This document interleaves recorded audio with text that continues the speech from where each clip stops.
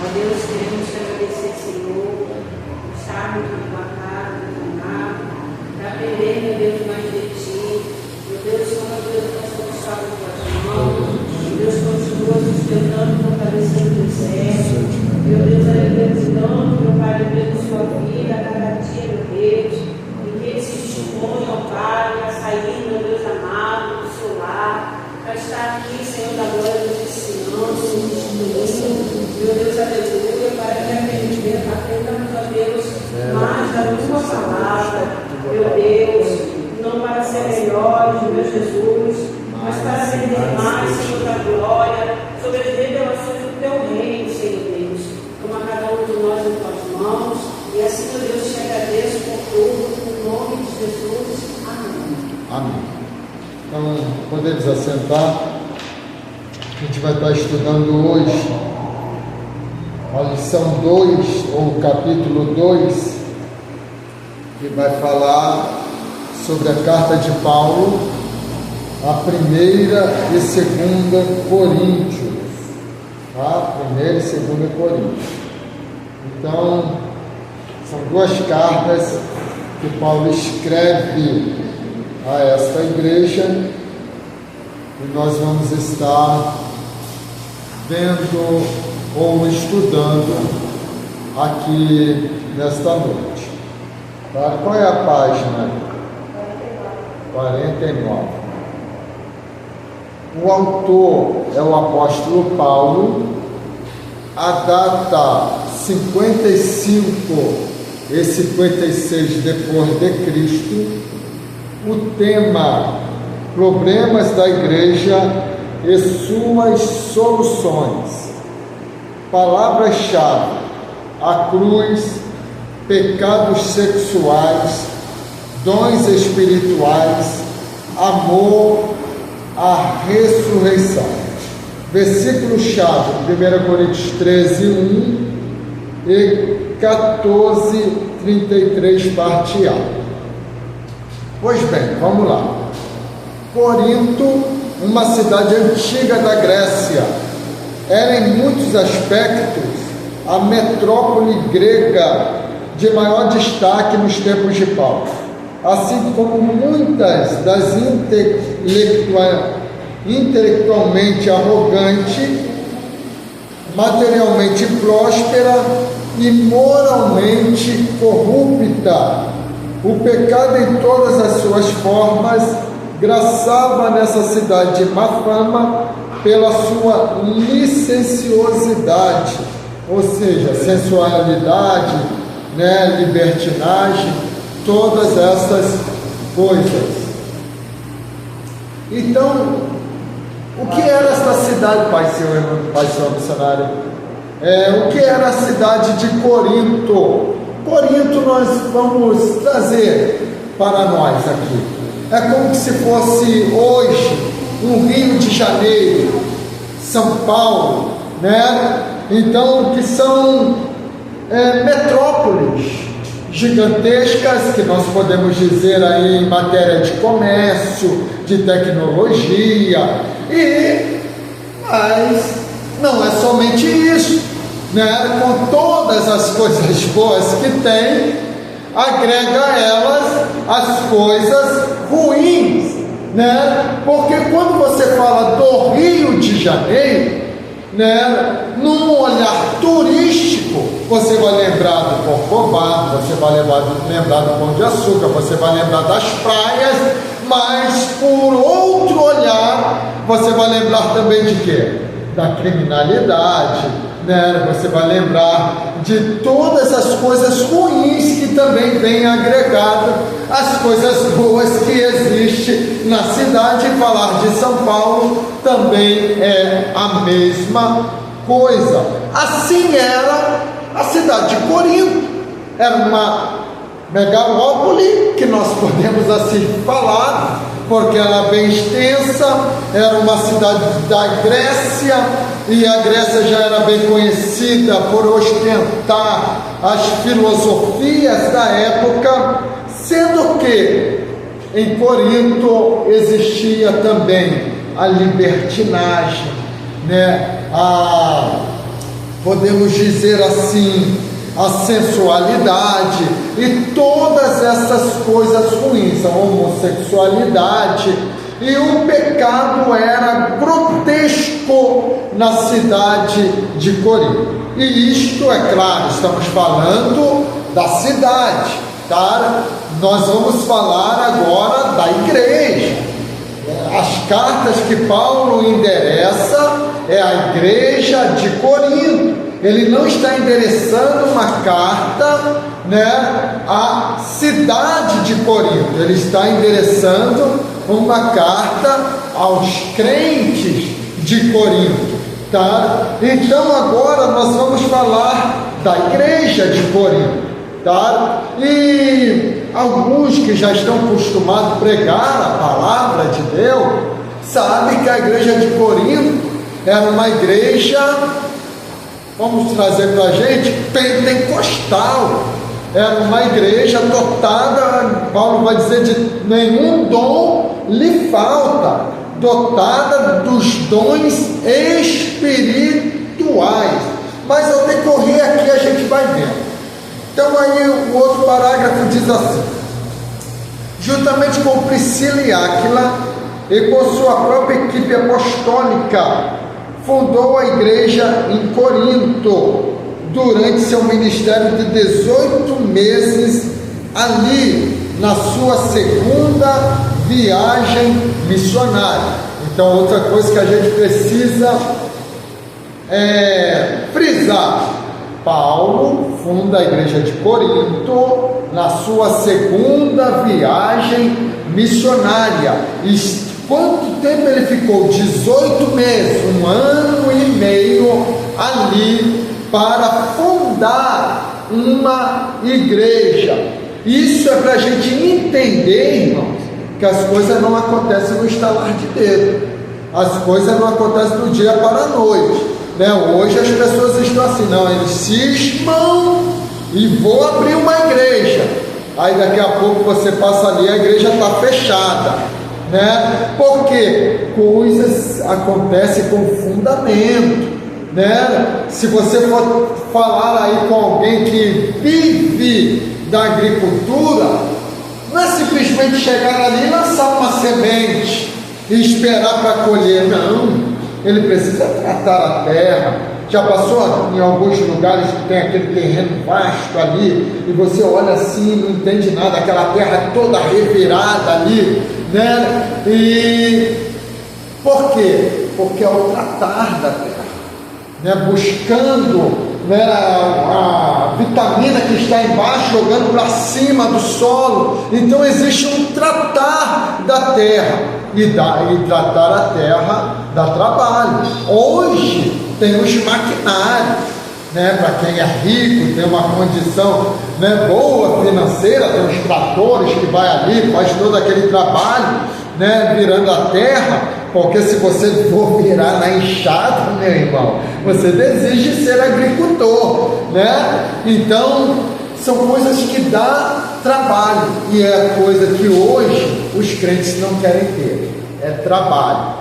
Acham, não, Deus, como o Senhor fez o mundo, haja luz, cria tudo aqui para mim, e não é assim.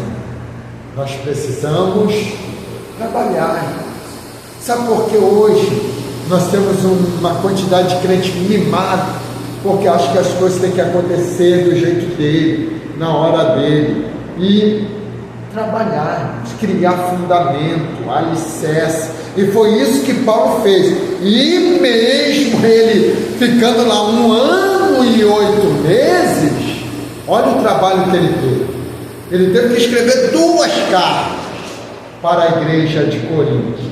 E todas 2 doutrinando, todas 2 orientando, todas 2 aconselhando, exortando a igreja. Então, por quê? Dá trabalho. E é coisas que as pessoas não querem ter. Mas vamos lá, outro parágrafo, vocês vão marcar. A igreja era composta de alguns judeus, sendo sua maioria constituída de gentios, convertidos do paganismo.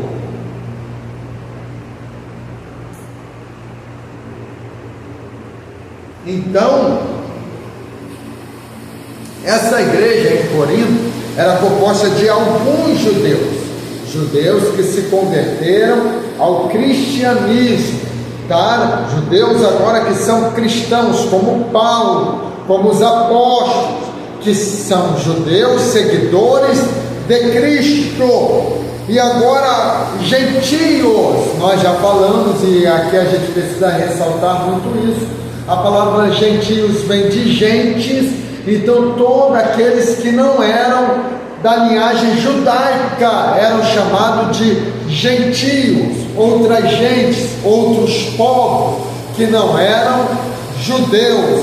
Então muitos desses convertidos do paganismo, ou seja, ou alguns que não tinham nenhuma religião, ou outros que tinham qualquer outro tipo de religião sem ser o judaísmo ou o cristianismo, tá? E estavam se convertendo. Então a igreja de Corinto era composta de crentes desta natureza, judeus convertidos ao cristianismo e de gentios que se converteram também ao cristianismo.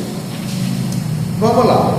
Depois da partida de Paulo de Corinto, surgiram vários problemas na jovem igreja que requereram sua autoridade e doutrina apostólica por carta e visitas pessoais, tá?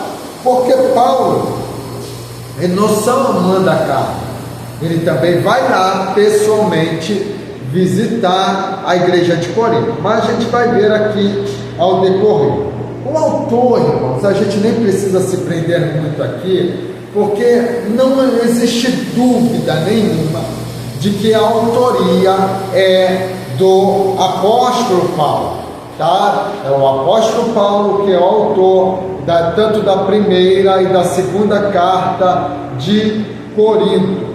A única coisa que entra aqui é aquilo que a gente já falou, né, que já existia naquela época. Eram os amanuenses, ou, para ficar mais claro, os escribas, que eram alguém que escrevia o que alguém ditava para ele escrever, tá? Então Paulo tinha também os seus amanuenses, e não foi toda a carta que foi escrita por um escriba, né? Parte da carta, Paulo vai dizer a saudação: eu escrevo do meu próprio punho. Por que ele está relatando isso?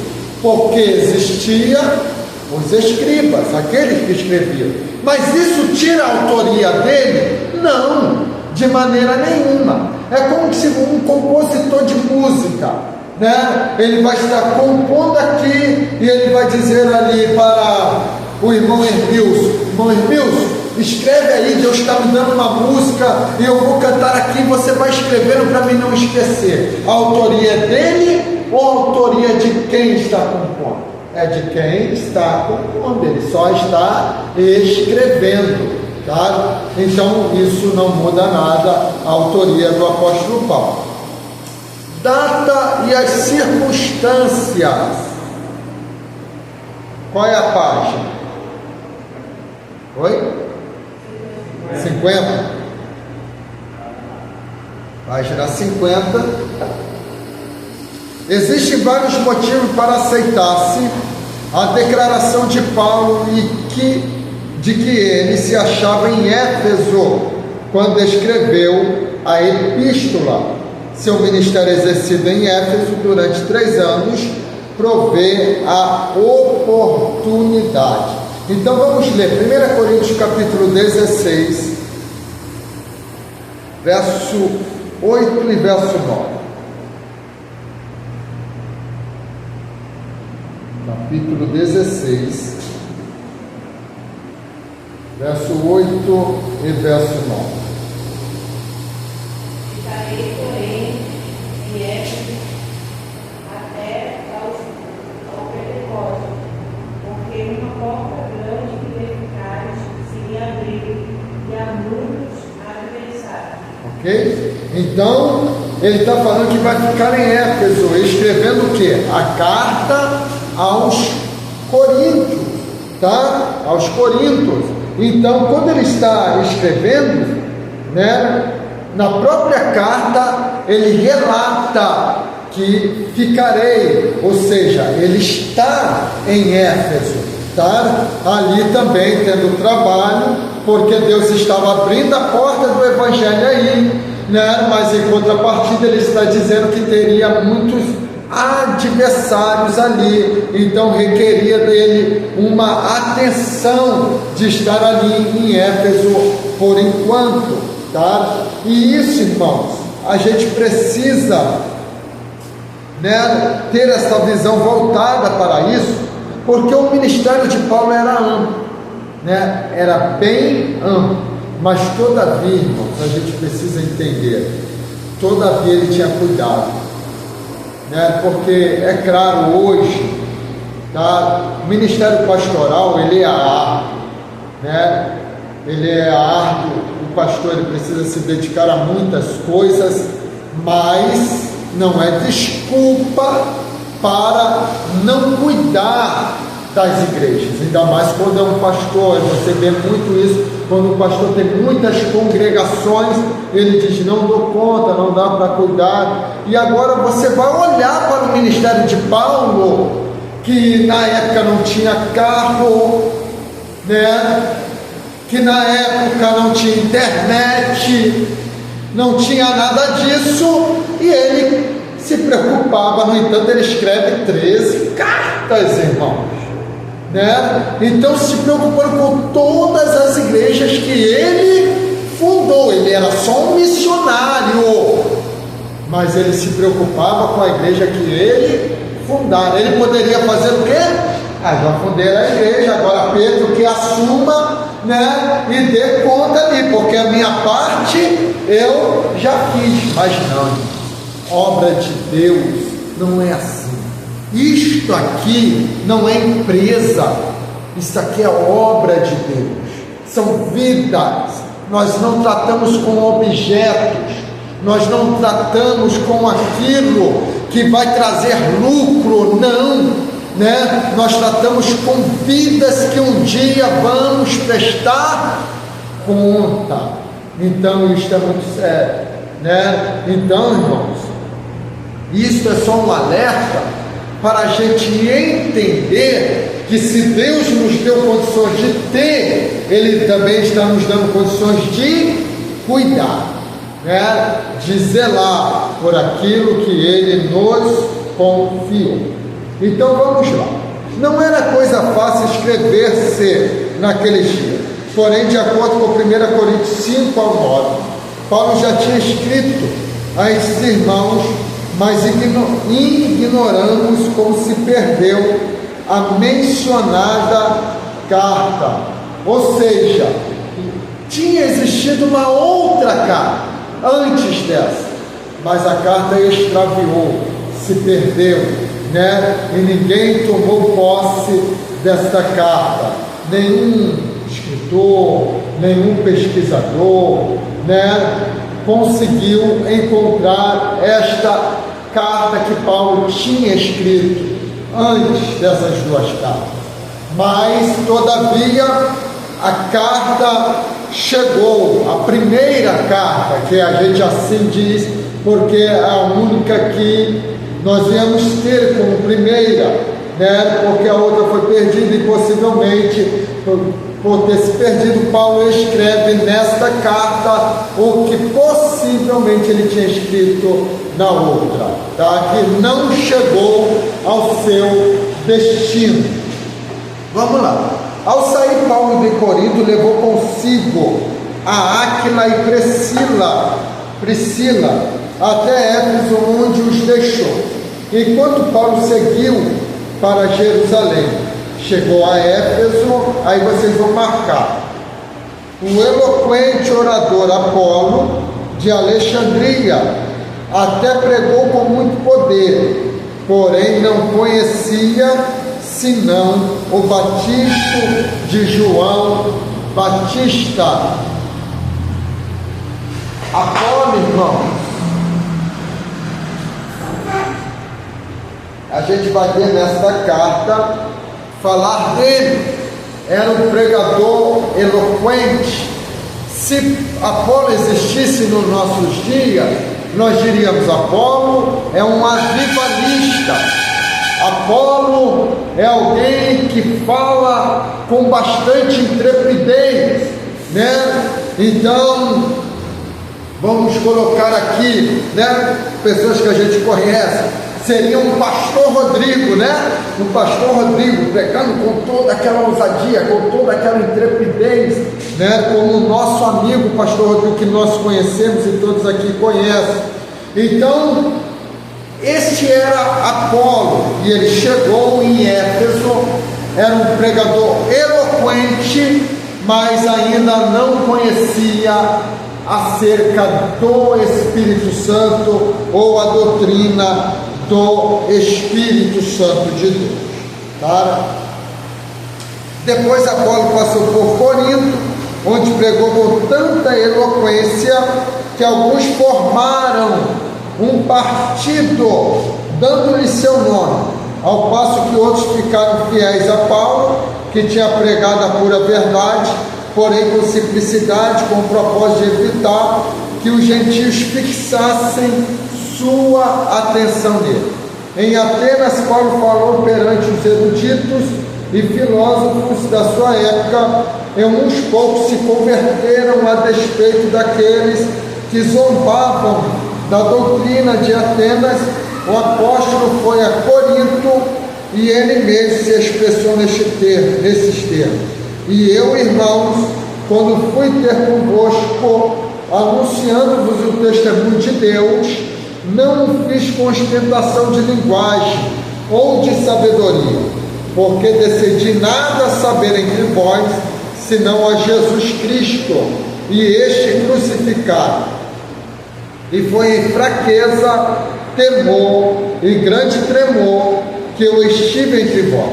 A minha palavra e a minha pregação não consistiram em linguagem persuasiva de sabedoria, mas em demonstração do Espírito e do poder, para que a vossa fé não se apoiasse em sabedoria humana, e sim no poder de Deus. Amém? Então, Paulo, quando vai à igreja de Corinto, ele vai dizer exatamente isso, porque as pessoas estavam impressionadas com aqueles que falavam bem, né? Até porque Corinto era como se fosse uma capital. Não era uma capital, mas era uma cidade bem conhecida da Grécia, tá? Então, é como nós temos aqui Niterói. Não é a capital do Rio de Janeiro, mas é uma cidade que se destaca no Rio de Janeiro, né? Então, assim era Corinto. E agora, por ser uma cidade da Grécia, era uma cidade que tinha muitos oradores, pessoas que falavam bem, pessoas que se expressavam bem, falavam bonito. E agora Paulo está quebrando, dizendo: eu não vim até vocês com palavras persuasivas, humanas, né? Palavras belas, mas vim com palavras simples, para mostrar a vocês apenas um Jesus Cristo, né? Mostrar a vocês aquele que foi crucificado. O que Paulo está dizendo? Ele está mostrando Cristo, porque o próprio Cristo, irmãos, ele era simples nas suas palavras. O próprio Cristo, ele pregava simples. É claro que existia momento que ele pregava para que ninguém entendesse, só quem ele queria que compreendesse. Por isso ele iria falar em parábolas, mas as palavras eram simples. As parábolas não eram aquelas parábolas de bicho de 7 cabeças. Ele trazia parábolas do cotidiano dele. Parábola da ovelha perdida, parábola do filho pródigo, parábola da dracma, das 10 virgens, coisas que eles viviam, ainda que eles não compreendiam a mensagem, mas Jesus trazia uma palavra simples. Quem quer enfeitar, né, o pavão somos nós hoje. que quer dificultar as coisas, somos nós e aquele povo da igreja de Corinto. Então, quando a gente olha e estuda com cuidado a igreja de Corinto, eu tenho tristeza em dizer que ela se assemelha muito com a igreja do nosso tempo, com a igreja da nossa época, com a igreja dos nossos dias. Se assemelha muito, irmão. E a gente vai ver aqui ao decorrer da aula, ao decorrer desta carta, da primeira carta. Vamos lá, o propósito, irmãos. Qual é a página? 52. Paulo tinha dois motivos principais ao escrever esta epístola: tratar dos sérios problemas da igreja de Corinto, de que fora informado, fora informado. Eram pecados que os coríntios não levavam muito a sério, mas que Paulo sabia serem graves. Irmãos, a gente precisa destacar aqui algumas coisas. Informação e fofoca são termos diferentes, Por quê? Porque chegou a informação a Paulo? Porque existia um problema na igreja e que precisava ser tratado, ser cuidado naquela igreja. Então, alguém que se preocupava leva informação até Paulo. Ou seja, vamos supor, você congrega aqui e você está sabendo que está acontecendo algo imoral e que a maioria da igreja não sabe, mas você sabe. Só que você sabe que pecado dessas formas morais, vamos citar aí adultério, roubo, alguma dessas coisas mais graves, isto afeta a igreja, a comunhão da igreja, a igreja de obter vitória. Então, você que sabe, e podemos assim dizer que Deus permitiu você saber, você precisa de uma maneira sábia informar o ocorrido, porque é a igreja onde você congrega, onde você desfruta das bênçãos espirituais. E isto aconteceu com a igreja de Corinto. Paulo, de alguma forma, ele é informado do que estava acontecendo na igreja de Corinto, Mas é claro, por que Paulo é informado? Porque Paulo se preocupava, porque existem pessoas que abandonam a igreja, e aí não quer saber o que está acontecendo, do que está havendo, então simplesmente abandona. Mas Paulo se preocupava, então levaram até Paulo o que estava ocorrendo. Aí o segundo propósito: aconselhar e doutrinar sobre variados assuntos que os coríntios lhe encaminharam por escrito. Isso incluía assuntos doutrinários e de conduta e pureza, tanto individual como da congregação, Então, esses são os dois propósitos que Paulo vai escrever essa primeira carta aos Coríntios. Vamos lá para a visão panorâmica. O que é uma visão panorâmica? Visão de um todo. Ou seja, aqui eu estou tendo uma visão panorâmica, eu estou vendo todos os irmãos aqui de uma vez só. Isto é uma visão panorâmica. Estou vendo os irmãos, estou vendo as cadeiras, estou vendo o ventilador, estou vendo óleo, tudo de uma vez só. Então isto é uma visão panorâmica. Esta epístola trata dos problemas que uma igreja experimenta quando seus membros continuam carnais. Ué, pastor, o senhor acabou de dizer antes que a igreja tinha todos os dons espirituais, e é uma igreja carnal, uma igreja que tem todos os dons espirituais. Pode ser, né? E a gente vai ver aqui. E não se separam de uma vez dos incrédulos a seu redor.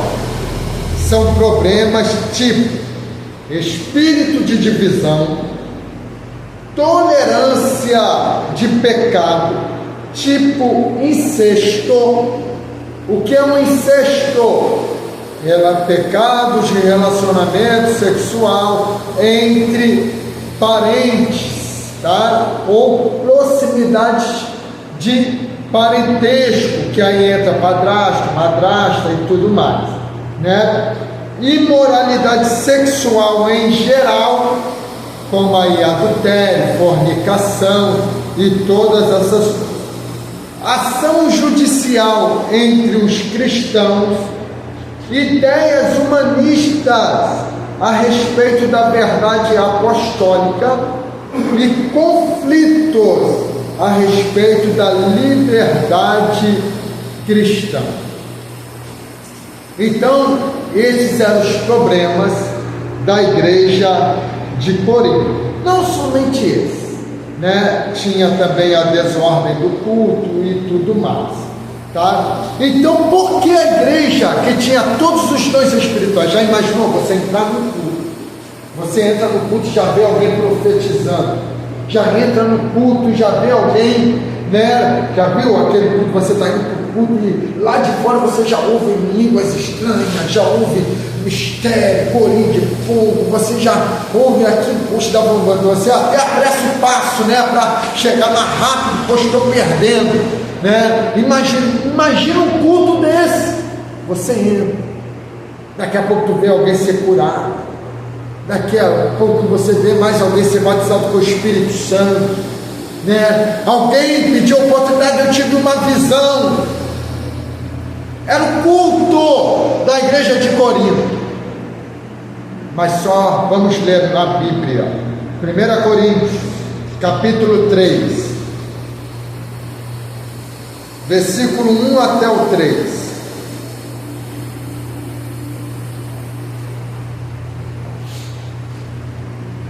Coríntios capítulo 3, do verso 1 até o verso 3.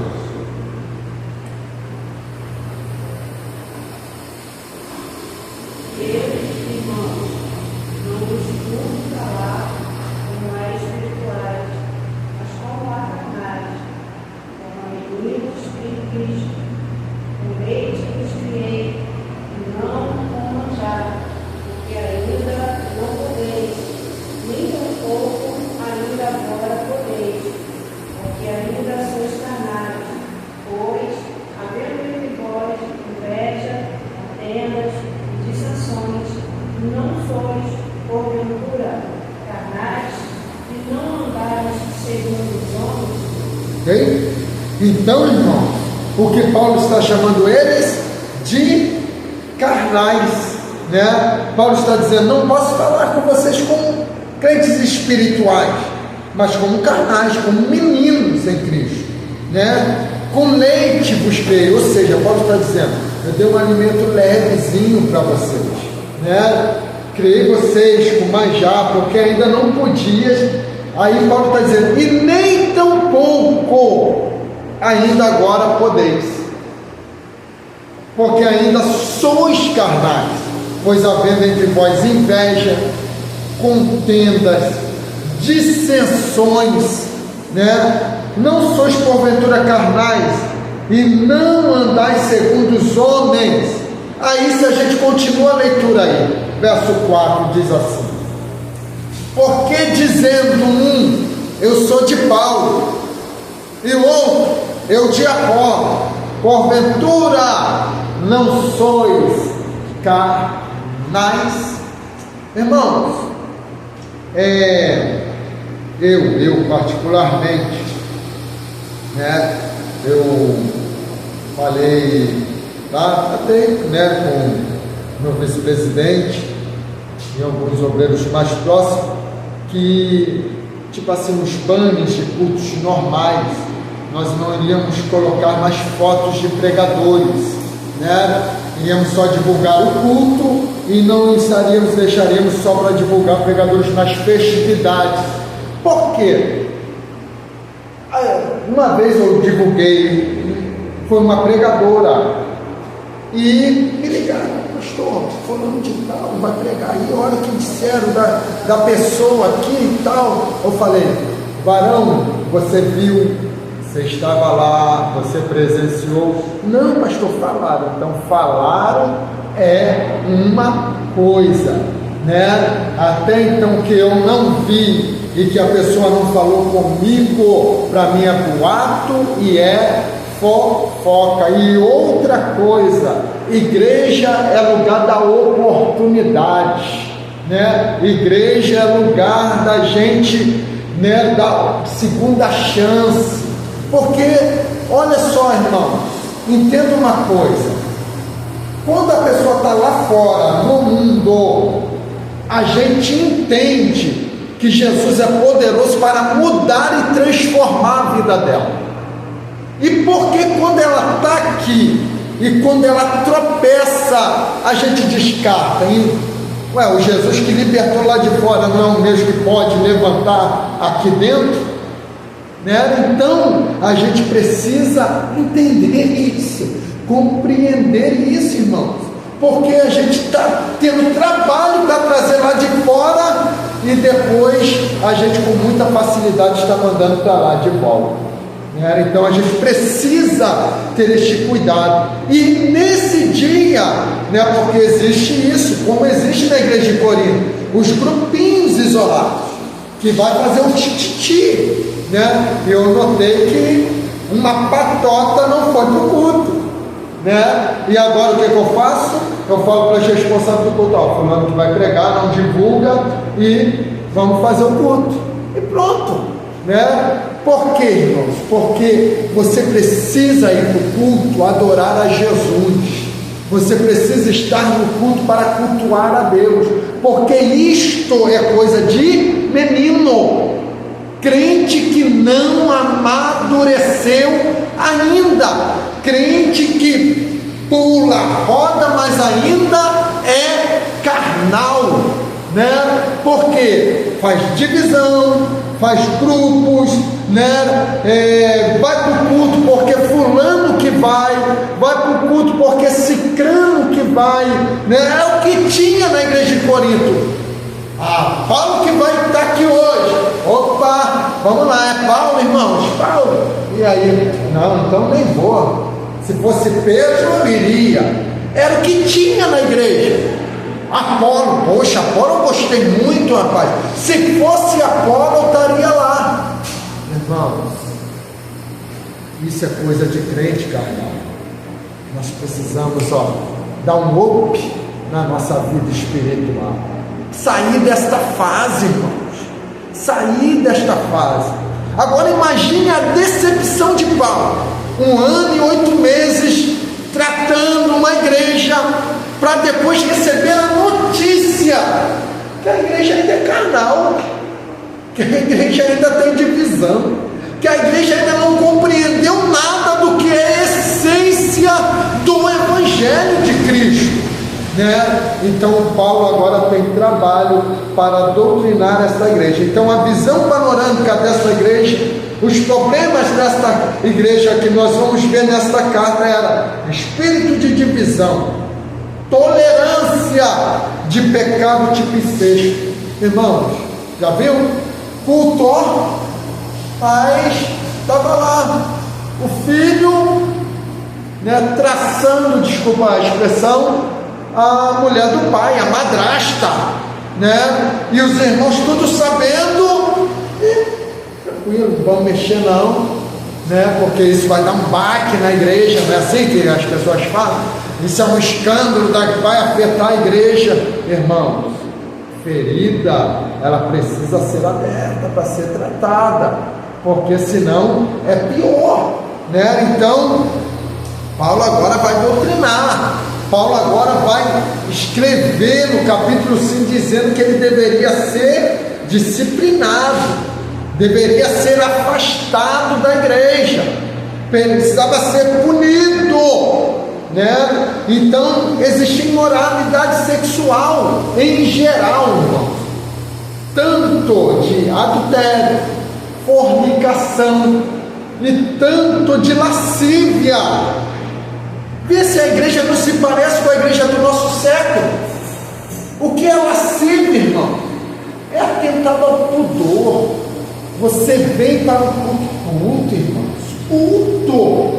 Você vai para um fórum decente, às vezes vem para o culto de uma maneira indecente. E olha que eu não estou falando de calça, não estou falando, né, de blusa, não estou falando nada disso, estou falando de pudor, de você se trajar de uma maneira decente, que não traga desejos, né, impuros sobre a pessoa. Porque lascívia, ela é pecado tanto para aquele que cobiça e tanto para aquele que provoca a cobiça. Então este é o pecado da lascívia, e existia na igreja de Corinto. Porque hoje, irmãos, na nossa igreja pentecostal, tem que ter um monte de paninho aqui, para que se uma pessoa cair no chão, você vai lá e dá. Porque não se vem de uma maneira decente para a igreja, uma maneira de pudor para a igreja, né? Então isto tem que ocorrer hoje por causa disso, porque falta o pudor no lugar que é santo, irmão, no lugar que a gente se reúne para adorar a Deus. O que existia na igreja de Corinto? Ação judicial entre os cristãos. Hoje, vê se não parece com a igreja do nosso século. O que você mais vê, irmão, é irmão colocando outro irmão na justiça. Hoje o que mais tem aí, irmão, é site, é canais de YouTube, de fofoca.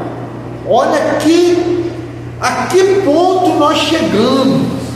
Canais de fofoca, e se expande não, que tem milhares de seguidores, né? E os seguidores são quem? São os ímpios? Não, são os crentes, né? Então lá, para saber quem caiu, né? Mas para saber quem caiu, né? Ninguém quer saber quem levantou, quem está de pé, né? Então, o que mais tem hoje é isso.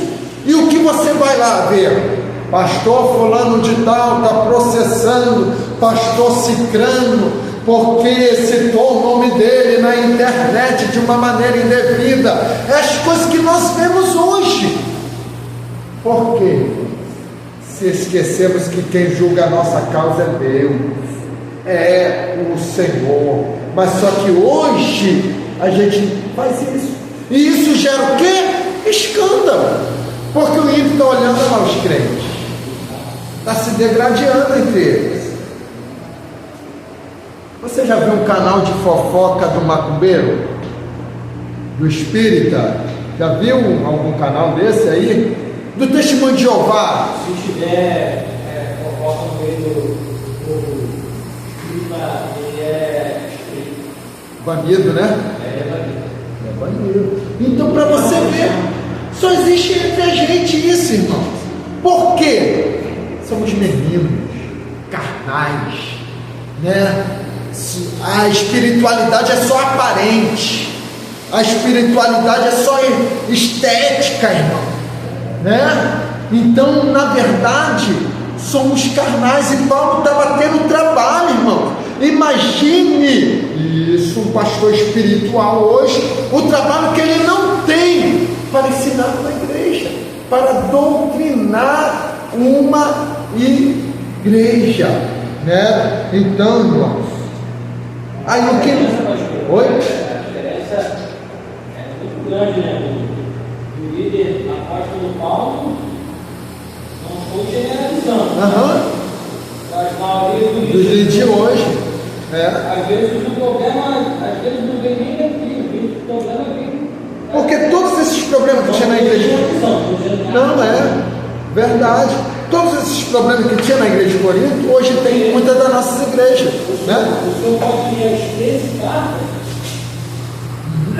diferente do apóstolo Paulo, você pode estudar sobre a vida do apóstolo Paulo, você não vai ter respaldo para dizer assim, ele não pode falar disso, ele não pode falar daquilo.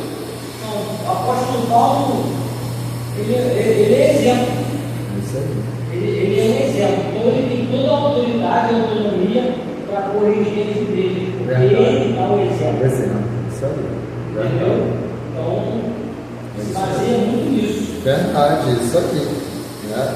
Então, irmãos, é o que às vezes eu falo, né? Falo muito na minha igreja e falo para os irmãos no seminário. Lecionar, que nem eu estou lecionando aqui. Lecionar não é só falar, irmãos. Lecionar a gente ensina com a vida, com o nosso modo de ser. Eu sempre falo, quer dar aula, seja escola dominical, seja um culto simples, quer dar alguma aula na igreja, seja exemplo. Os alunos não podem chegar aqui e estar te esperando chegar, né? Você precisa chegar antes, né? Você precisa estar aqui antes. Mas eu moro longe, irmãos. Hoje, não, é claro que saí mais cedo porque tinha que resolver algumas questões na rua, mas eu saí de casa às 3:30 da tarde para estar aqui no horário. Por quê?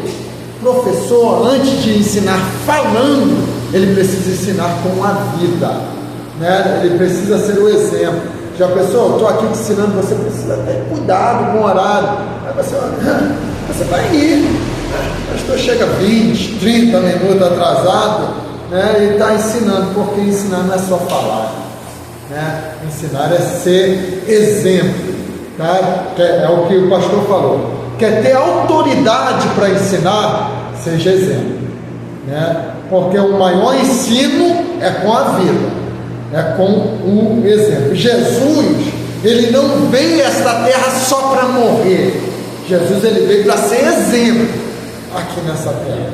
Ele ensinou com a vida, né? Tudo que ele ensinou, ele viveu, né? Aqui nessa terra, ele viveu literalmente, né? Então ele ensinou tanto com palavras e tanto com a vida. Amém? Então existia ação judicial, ideias humanistas a respeito da verdade apostólica, ou seja, a palavra ela dura. Porque existem pessoas, irmãos, o maior problema hoje para a liderança é a confusão que as pessoas fazem em separar a amizade da liderança, né? As pessoas confundem. Eu tenho vários amigos fora ministério, né? Sou esposo, fora ser pastor, sou pai, tenho amizade, amigos de pessoas que congregam comigo, mas que quando eu preciso corrigir, eu vou corrigi-las, eu vou orientá-las, eu vou chamar a atenção delas, não numa questão de humilhar, de fazer envergonhar, não, de maneira nenhuma, mas vou doutrinar. Então a maior questão é que quando Paulo começa a doutrinar, as pessoas vão questionar o quê? A sua autoridade. Como? Você não é um dos 12, você não é um daqueles que estava com Jesus. Então vamos começar a lançar embuste. É por isso que em muitas cartas Paulo vai dizer: eu, apóstolo do nosso Senhor Jesus Cristo, chamado por Deus e não por homens, né? Então por que ele faz isso? Ele está autenticando que ele é um apóstolo, que foi Cristo, não o Cristo homem, mas o Cristo já ressuscitado, né, que lhe chamou para ser apóstolo, né? Então ele tem esse problema. Por que ele tem? Porque, irmãos, quando você deixa de ser simplesmente um amigo para ser um pastor, muitos vão questionar a sua autoridade. Você deixar de ser aquele que come churrasco para ser aquele que vai te chamar a atenção, as pessoas vão questionar a sua autoridade. E isto é a igreja de Corinto e é a igreja do século 21. Amém? Então vamos lá. Conflitos a respeito da liberdade cristã. Outra coisa, que é igual aos nossos dias, irmão. Já viu liberdade, que a gente chama até de libertinagem, como tem nos dias de hoje? Igreja para todo gosto. Gosta de beber, tem uma igreja ali para você, né? Gosta de se relacionar antes do casamento, tem uma igreja ali que não vai se importar com isso, né? Gosta de usar droga e depois vir para o culto, tomar santa ceia, tem uma igreja ali que não vai se importar com isso. Hoje tem igreja para tudo. Por quê? É a liberdade, a suposta liberdade que existe hoje para um evangelho que não é genuíno, tá? Então vocês imaginem, tudo isso que eu falei existia dentro da igreja de Corinto, tá? Vamos lá. Características especiais. 5 características especiais tem em 1 Coríntios, na carta. De todo o Novo Testamento, é a epístola que mais trata de problemas. Ao tratar dos vários problemas e assuntos de Corinto, Paulo apresenta princípios espirituais claros e permanentes, sendo cada um deles universalmente aplicáveis à igreja, tá? Então, uma das características é que esta carta, Paulo está escrevendo uma carta, não para perguntar: vocês estão bem? Está tudo tranquilo? Mas uma carta que Paulo vai, do início ao fim, tratar de problemas. Irmãos, problema é para ser resolvido. É por isso que existem igrejas que não vão fluir, porque o pastor ele tem dificuldade de encarar problemas. Todo problema ele precisa ser tratado. Ah, mas se eu mexer nisso, está perto da festa das irmãs, se eu mexer nisso agora, vai dar problema. Se não der agora, vai dar depois, ou vai dar na festa. Então o problema é para ser tratado. É igual mágoa, é igual rancor. Tem pessoa que vai alimentando, crente vai alimentando, aí não fala, aí não conversa. Problema, irmão, é para ser tratado, principalmente. Por isso que eu gosto de antigamente. Não sou saudosista, mas os cultos de ceia tinham um período de conserto, né? Tinha um período em que os irmãos iam, né? Se de coração ou não era Deus que iria julgar, mas que os irmãos iam pedir a palavra: pastor, eu quero pedir perdão a fulano de tal, porque estamos um pouco diferentes, possivelmente eu devo ter entristecido, né? E as pessoas iam e se consertavam. Sabe como era a ceia? O pastor não precisava ficar implorando, mostrando, praticamente desenhando. Tem igrejas hoje que você tem que passar o filme ali, Paixão de Cristo, para as pessoas entenderem o que é ceia, irmãos. E não precisava nada disso. Na ceia a glória de Deus se manifestava, o poder de Deus se manifestava, porque as pessoas se consertavam diante de Deus. Então nessa carta Paulo está só tratando de problemas, irmãos. Inclusive da onde que é a leitura da Santa Ceia que nós tiramos? Dessa carta. Né? Exatamente desta carta. É a leitura que fazemos, mas ali Paulo está tratando de um problema. Ele está orientando sobre a ceia, mas está tratando de um problema, porque os irmãos iam lá, participavam da ceia, né? E os menos favorecidos era como se, tipo assim, não tem aquela ceia de Natal ou de Ano Novo que a gente às vezes se reúne e faz. Aí você que pode, né, deixar a pessoa ter a condição, você traz a Coca-Cola, né? E tem aquele irmão que nem eu que gosto, irmão, do Flecha Guaraná, ele leva lá o Flecha Guaraná, né?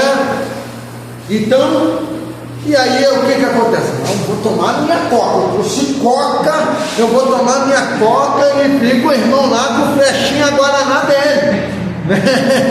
Então, existe isso, né? Eu estou falando de condições, existe os avarentos, existe os mão mirrada, né? Que não abre a mão para nada, para abençoar ninguém, a obra de Deus muito menos, né? Então Paulo está tratando disso. A leitura da Santa Ceia, Paulo está tratando de um problema que existia naquela igreja durante a ceia. Então vamos lá, a segunda característica especial, há um destaque geral sobre a unidade da igreja local como corpo de Cristo. Destaque este no ensino sobre divisões, ceia do Senhor e dons espirituais. Irmãos, é claro que a gente não é hipócrita, irmão.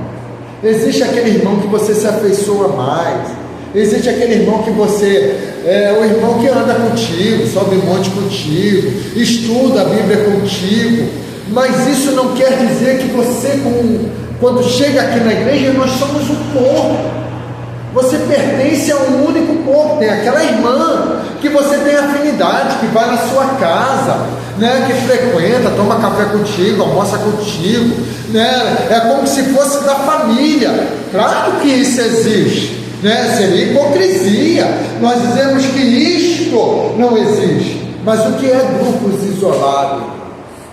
Grupos isolados é quando você faz divisão, menosprezando a outra pessoa, dizendo, não, é só a gente, aquela ali é carnal, aquela ali não serve não, né? Irmãos, a igreja é um corpo. Por isso que Paulo ele vai tratar a igreja como um corpo.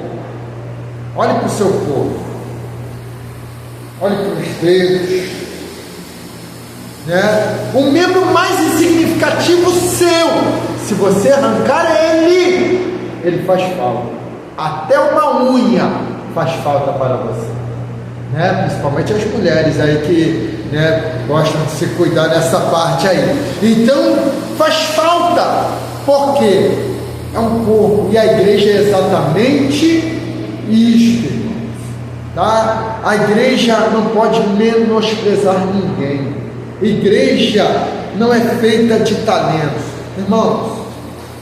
Pode chegar, eu estou citando pode chegar quem quiser para congregar comigo, alguém que cospe fogo, né? Não é dragão não, mas cospe fogo, né?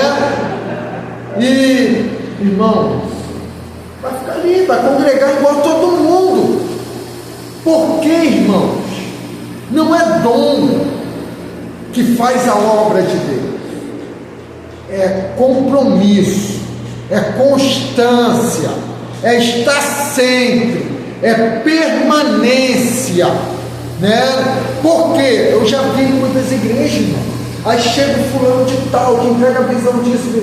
Não estou falando contra, a gente precisa ter isso nos nossos cultos. O que eu estou falando contra é do pastor que às vezes pega a pessoa que chegou hoje só por causa do dom, do talento, e despreza aquele que cavou o poço, despreza aquele que estava lá desde o início, que todo culto que o pastor não podia estar, ele estava, né? Que o pastor dizia, olha, hoje teve um imprevisto, me cobre, ele cobre lá, e agora por causa do dom, aí você tira. Aí eu já vi em muitas igrejas, eu falo de experiência, que pessoas chegam, fazem aquele alvoroço todo, e quando saem, deixa a igreja no vento, né? E o que acontece? Os que eram fiéis ficam ressentidos, né? E aí o que? A igreja fica doente. Então a gente precisa entender isso, irmãos. O crescimento vem de alicerce, né? Posto, muro, que é como essas subir paredes que sobem no prumo desde o início, né? Então a gente precisa ter este cuidado. Aí a terceira característica: contém o mais amplo ensino no Novo Testamento em assuntos de grande importância. Celibato. Quem sabe o que é isso? Celibato é se abster de relacionamento sexual. Padre não casa, né? Então ele tem que se fazer o voto celibatário, né? Não manter relacionamento sexual para ser padre, né? Então ele vai falar sobre celibato, ele vai falar sobre casamento, ele vai falar sobre novo casamento, ele vai falar sobre ceia do Senhor, ele vai falar sobre línguas, ele vai falar sobre profecias e dons espirituais durante o culto, amor cristão e ressurreição do corpo. Então Paulo ele vai falar sobre isso. 1 Coríntios capítulo 7, Paulo ele vai dizer o seguinte: bom é que o homem viva só, mas se ele não puder se conter por causa da prostituição, que ele se case, porque é melhor casar do que se abrasar. Ou seja, ele está dizendo, é melhor casar do que deixar aflorar na sua carne os desejos ilícitos, promíscuo, que é pecado da mesma forma, porque Jesus mesmo disse: qualquer um que atentar uma mulher para cobiçá-la, já em seu coração cometeu adultério com ela, né? Então ele vai falar sobre isso. Ele vai falar sobre línguas estranhas, profecias, né? Porque a igreja de Corinto tinha todos os dons, só que era uma igreja que não tinha ordem. Irmãos, nossos cultos de algumas décadas para cá mudaram bastante. Eu sei que tem crentes novos dessa década, mas quem já pegou um pouquinho atrás lembra muito bem, né? Que quando se levantava um profeta, poderia ser para profetizar para alguém, não ser para a igreja. A igreja se calava para ouvir a profecia.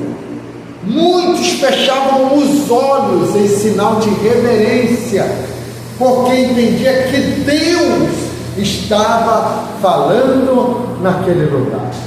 Parece que hoje a igreja de Corinto está ressurgindo no nosso meio.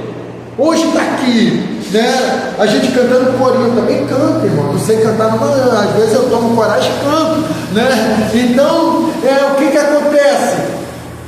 Aí está ali, o camarada cantando corinho, aí levanta a mão, vai lá, profetiza, aí no mesmo tempo está outro ali profetizando. Nada contra.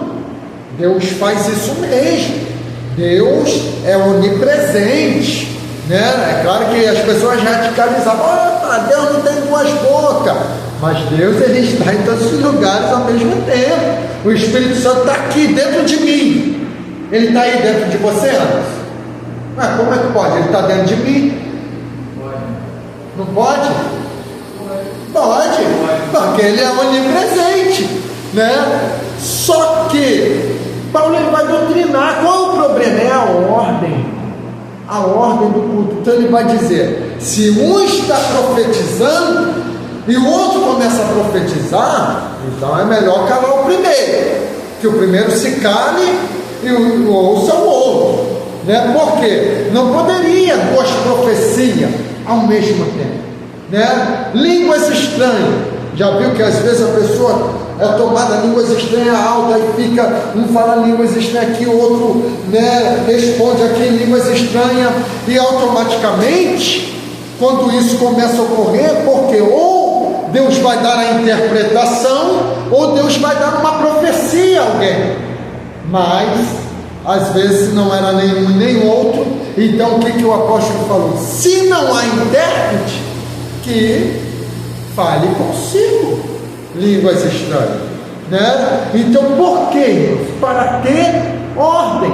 Então, ele tinha que manter a ordem do culto, porque o culto era um pouco bagunçado, né? Então, o apóstolo Paulo está aqui doutrinando, ele está orientando acerca da ordem do culto. Ordem, irmão, não abafa a manifestação do Espírito Santo de Deus, de maneira nenhuma.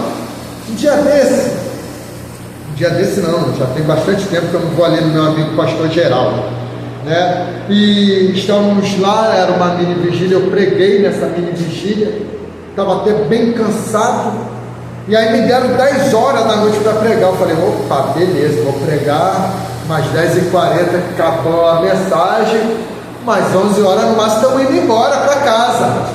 Acabei de pregar, aí Deus começou a trabalhar, usa um aqui, aí daqui a pouco usa outro ali, e você tinha que ver a sincronia, a ordem que existiu ali naquele culto, e Deus se manifestando através dos dons espirituais. Irmãos, ordem não abafa a manifestação do Espírito Santo de Deus de maneira nenhuma, tá? Então Paulo tem este problema, e agora ele vai falar, quer ver? Vamos ler 1 Coríntios capítulo 12.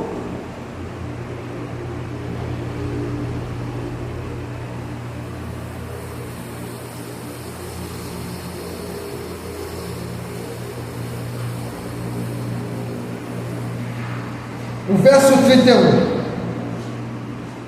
1 Coríntios capítulo 12, verso 31. Quem achar pode ir.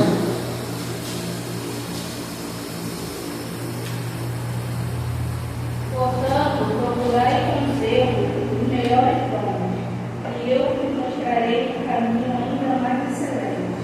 Olha como ele está terminando o capítulo.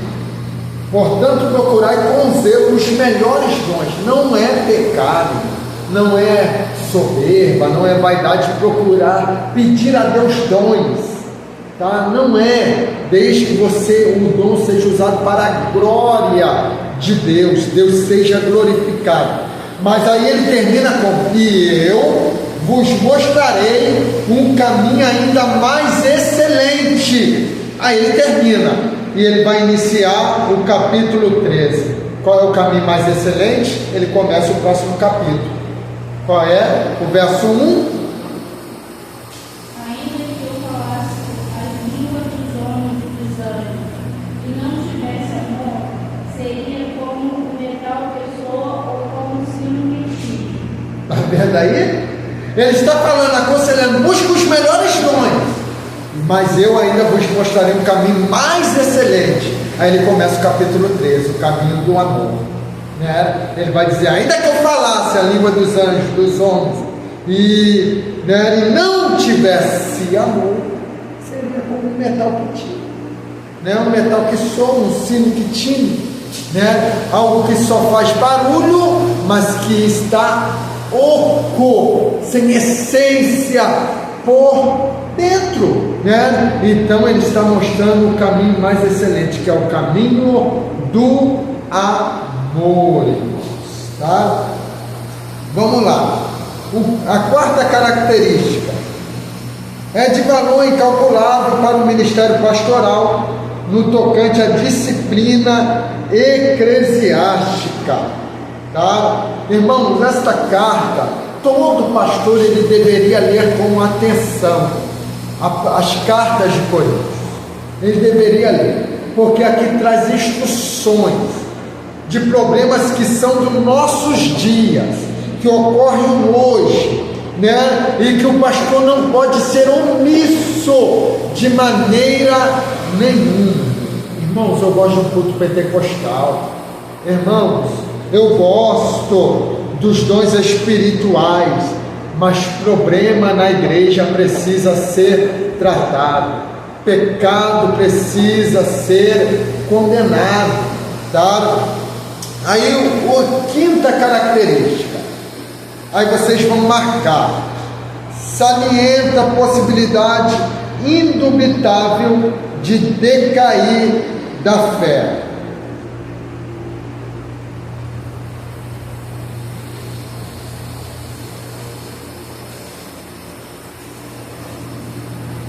Okay?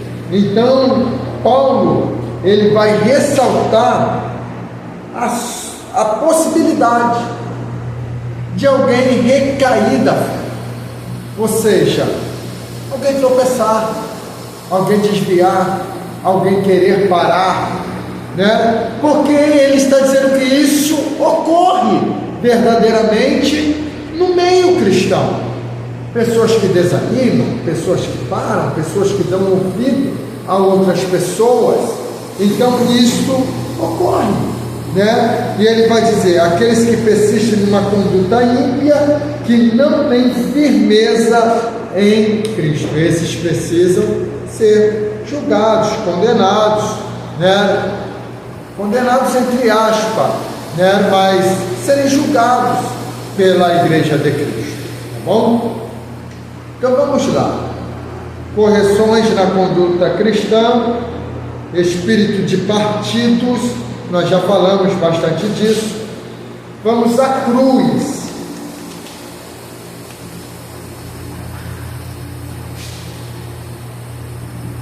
Aí vocês vão marcar: a cruz era escândalo para os judeus.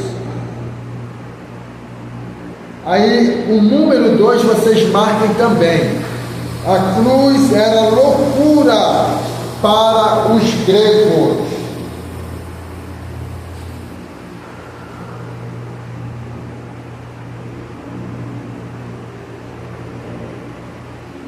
Tá? Marcaram aí? Então a cruz era escândalo para os judeus, algo com que não podiam conformar-se. Não era possível compreender como tal demonstração de fraqueza podia ser fonte de poder para eles. Um homem morrendo na cruz não parecia o salvador do mundo. A cruz significava fracasso para eles, tá? Então, irmãos, quando a gente olha exatamente para a cruz, para os judeus era símbolo de fraqueza. Como que pode um Deus estar morrendo na cruz, né?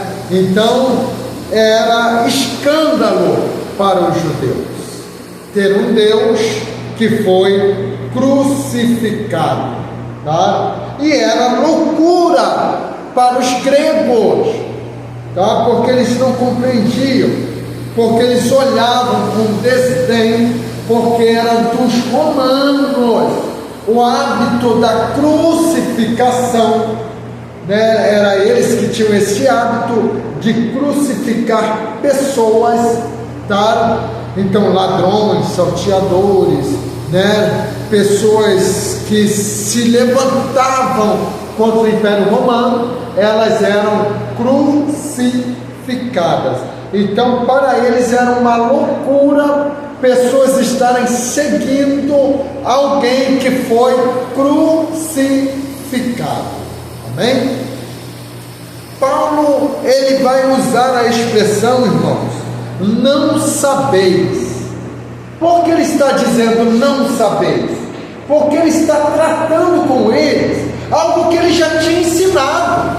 Então Paulo vai dizer não sabeis, né? Ele está orientando eles e dizendo: vocês não sabem. É como ele está dizendo: eu não já disse a vocês, né? Eu não já tratei isso com vocês. E às vezes é assim, irmão, né? Às vezes você, um pastor, tem que fazer uma reunião e tratar do mesmo assunto que ele já tratou 3 reuniões anteriores, né? Porque parece que as pessoas não ouvem, parece que as pessoas não atendem, parece que as pessoas, e você precisa dizer: você não sabe, eu não já falei, eu não já disse. É como uma mãe corrigindo um filho: eu não já disse. Ela está dizendo o que? Você sabe que não é para fazer, você sabe que está errado. Então é esta expressão que Paulo, ele vai usar, né? E ele vai dizer: não sabeis que o nosso corpo é o templo templo do Espírito Santo, que habita em vós, proveniente de Deus, e que não sois de vós mesmos, porque foste comprado por bom preço. Glorificai, pois, a Deus no vosso corpo e no vosso espírito, os quais pertencem a Deus. Então Paulo está orientando assim aquela igreja, né? Então, irmãos, deixa eu ver aqui se tem mais alguma pergunta, porque eu já destrinchei bem aí para vocês. Vamos aí aonde diz aí o capítulo do amor, instruções quanto à conduta cristã. Vê aí que página é? 58? Então, o capítulo do amor, para vocês marcarem a questão do questionário. 1 Coríntios 13, marque isso aí, tá? 1 Coríntios 13, narra com muita beleza como devemos usar os dons que o Espírito nos dá. Tá bom? Então marque isso aí. 1 Coríntios capítulo 13 narra com muita beleza como devemos usar os dons que o Espírito nos dá. É com o quê? Com amor. Hoje em dia, já viu os crentes pentecostais de hoje? Parecem ferozes, irmãos. Parecem pessoas cruéis. Eu sempre cito algo, acho que eu já até citei aqui, né? Mas porque isso não sai da minha mente, foi algo que ficou gravado, né? Um dia que eu estava subindo um monte e estava ouvindo um irmão, uma irmã subindo um monte, nós estamos subindo um monte, e eles estão conversando. E fui lá, e citaram até aqui, né? Fui lá na amendoeira, lá naquele mistério lá. Aí, Deus falou comigo sobre fulano, aquela fulano. Então era alguém que possivelmente eu conhecia, porque as pessoas eram conhecidas, e sabia que eu estava subindo atrás, eu não queria falar que pessoa era. Então, aí falou o quê? Falou que vai apertar. Ué, falou que vai matar, não? Assim mesmo. Falei, Jesus. Né? A que ponto, irmãos, que o crente hoje está chegando? Sabe o que acontece hoje? Eu trouxe uma palavra, né? Estava durante o dia recebendo algumas mensagens no telefone, né? E a gente que é pastor, a gente ouve todo mundo, né? E tem que guardar de todo mundo mesmo, então isso gera uma sobrecarga. E nisso que eu estou ouvindo, e Deus foi e me deu uma palavra. Aí eu falei, Jesus, para que essa palavra? E o Espírito Santo falou, se você tiver oportunidade, né? E quando fala se você tiver, já sabe que você vai ter, você vai falar esta palavra. E Deus me dava a palavra de Mateus 26, verso 50. Quando Judas vai lá e beija Jesus, e Jesus chama Judas de amigo. Amigo, porque vieste. E a verdade é que Judas era amigo. Só que Jesus, ele tem o poder que nós também temos, de discernir o inimigo, irmão. Você vai ver que Pedro, na mesma passagem, Jesus diz, bem-aventurada tu, Pedro, Barjonas, que quem te revelou não foi a carne nem o sangue, mas meu Pai que está no céu. E daqui a pouco Jesus começa a falar que ia padecer, que ia sofrer, e Pedro vai dizer, é na mesma passagem, Pedro vai dizer, não, Senhor, não deixa que aconteça isso contigo de maneira nenhuma. E o que Jesus vai falar? Para trás de mim, Satanás. Mas quem era Satanás? Era Pedro? Não, era quem estava induzindo a vida de Pedro naquele momento. Então, irmãos, é o que a gente precisa entender. O nosso adversário não é teu irmão. Teu irmão é teu irmão. O nosso adversário é o inimigo, que às vezes vai querer induzir a minha vida, vai querer induzir a sua, e é aí que entra a nossa batalha. não contra o teu irmão, mas contra o inimigo, que às vezes induz as pessoas. É por isso que Paulo vai dizer: não deis lugar ao diabo.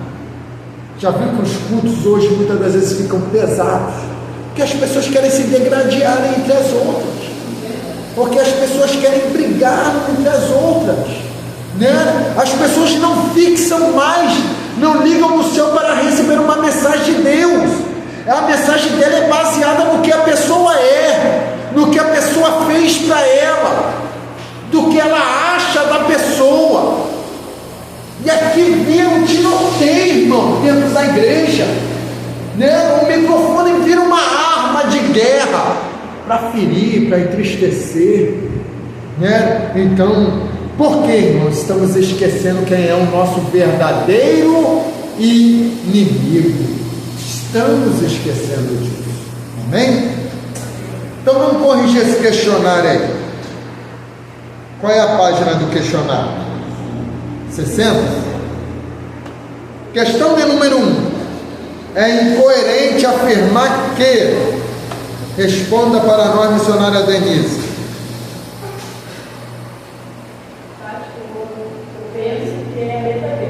B de bola. A igreja de Corinto era composta de poucos gentios, sendo uma maioria constituída de judeus.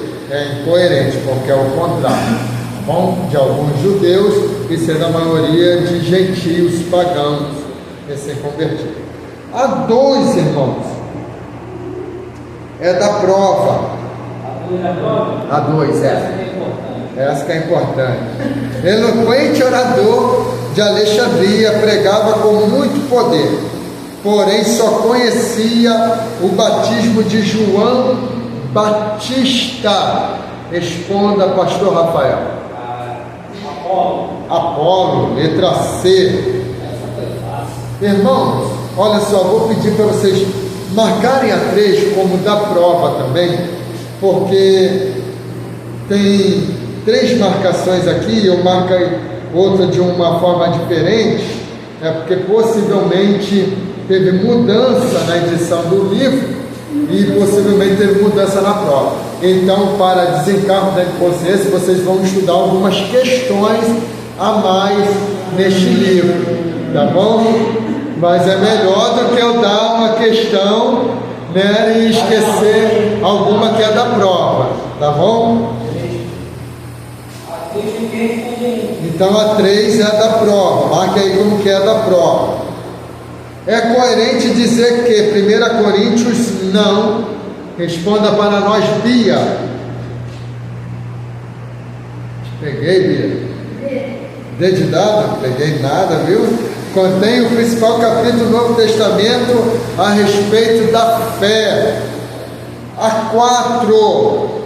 Em 1 Coríntios, Paulo diz que a cruz era loucura para os judeus e escândalo para os gregos. Certo ou errado, missionária Jaqueline? Errado, por quê?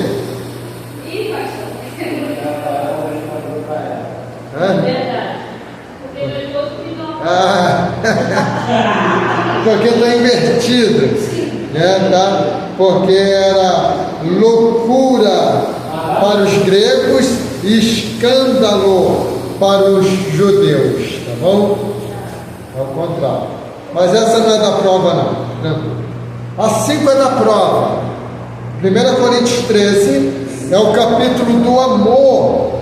Narra como devemos usar os dons que o Espírito nos dá. Certo ou errado, irmão Anderson?